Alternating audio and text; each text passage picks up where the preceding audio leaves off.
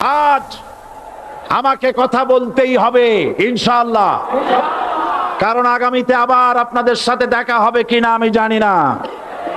কথা বলতেই হবে। আমি দেখতে পাচ্ছি বাংলাদেশের ভাগ্য আকাশে উত্তর গগনে কালো মেঘ জমা হয়েছে, ঝড়ের পূর্বাভাস লক্ষ্য করছি।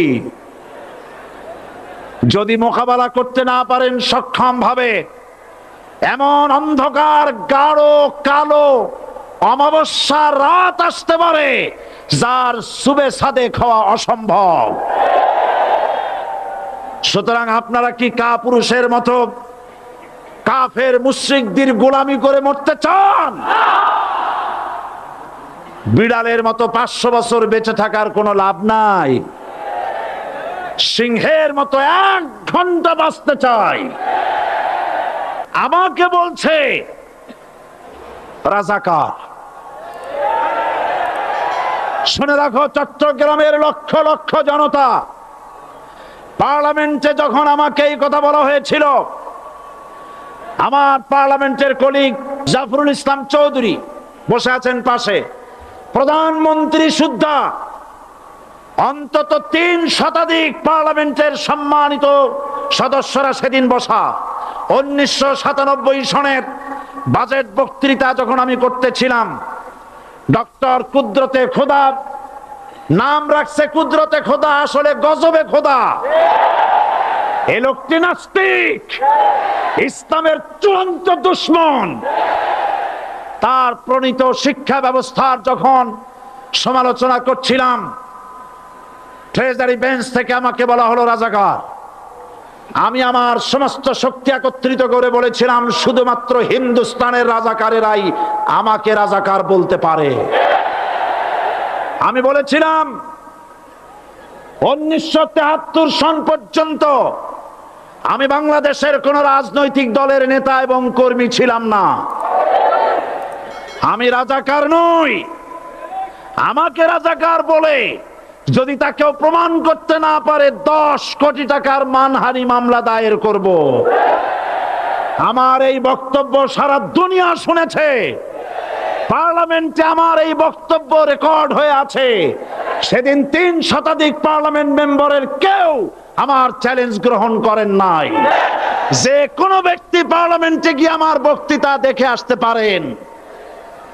এরপরে 1997 সনের 7ই অক্টোবর দৈনিক জনকণ্ঠ পত্রিকা যখন আমার বিরুদ্ধে লিখলো, সেই পত্রিকায় সাইদির ওপেন চ্যালেঞ্জ 8ম পাতা, 1997 7ই অক্টোবর, এত বড় 2 কলমে হেডিং। সেখানে আমি বলেছি, বাংলাদেশের সকল সাংবাদিক, গোয়েন্দা বিভাগ, বাংলাদেশের সকল বুদ্ধিজীবীকে আমি আমার পিরোজপুরে আমন্ত্রণ করছি। আমার উপস্থিতিতে যদি কেউ প্রমাণ করতে পারে বাংলাদেশের স্বাধীনতা যুদ্ধের বিরুদ্ধে আমার কোনো ভূমিকা ছিল, সজ্ঞানে স্বেচ্ছায় জাতীয় সংসদের সদস্য পদ থেকে পদত্যাগ করব। 3 বছর পার হয়ে গেছে, আজ পর্যন্ত কেউ এই চ্যালেঞ্জের মোকাবেলা করে নাই। সুতরাং আমাকে যারা রাজাকার বলবে, তারা পিতৃ পরিচয়হীন অবৈধ সন্তান। 1971 সনের, শোনো মুসলমানেরা, 1971 সনের কোন কাদা সাইদির গায়ে লাগে নাই। আমাকে রাজাকার বলে জনগণ থেকে বিচ্ছিন্ন করবা। জনগণ থেকে আমারে বিচ্ছিন্ন করা যাবে না, কারণ এই জনগণ আমার জন্য আসে না।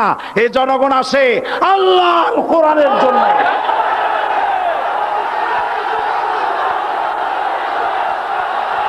আর যারা ইসলামের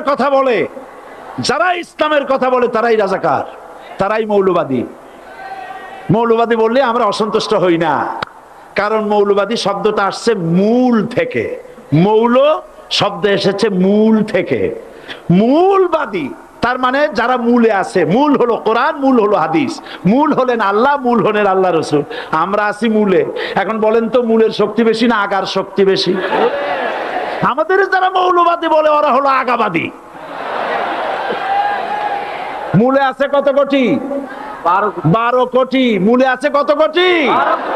আর আমাদের যারা মৌলবাদী বলে ওই থাকো গাছের আগায়, আমরা মূলে। লাভালাভি বেশি করবা না, 12 কোটিতে গাছের গোড়া আসতে নানা দেবে, মামু বাড়ি দিল্লি গিয়ে পড়বা, বাংলার জমিনে জায়গা হবে না। এ কথা বিশ্বাস করো। বাংলাদেশের মুসলমানদের শরীরে এক বিন্দু রক্ত থাকতে শয়তানের তৈরি করা ধর্ম নিরপেক্ষ মতবাদ বাংলার জমিনে কায়েম হতে দেওয়া হবে না, হবে না।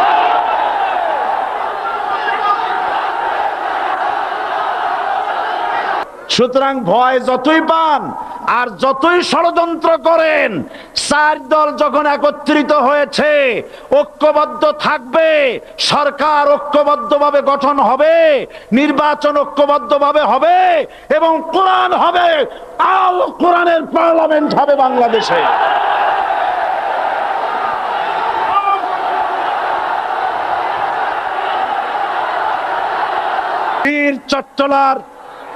বীর চট্টলার মুসলমানেরা, বীর চট্টলার মুসলমানেরা স্বাধীনতার ঘোষণা এই চট্টগ্রাম থেকে স্বাধীনতার মহান ঘোষক প্রেসিডেন্ট জিয়াউর রহমান সাহেব দিয়েছিলেন।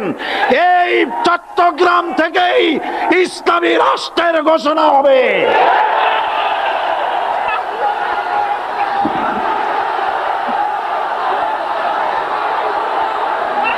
আমি আশাবাদী আপনারা অবশ্যই তা পারবেন। আমি 100% বিশ্বাস করি ইনশাআল্লাহ।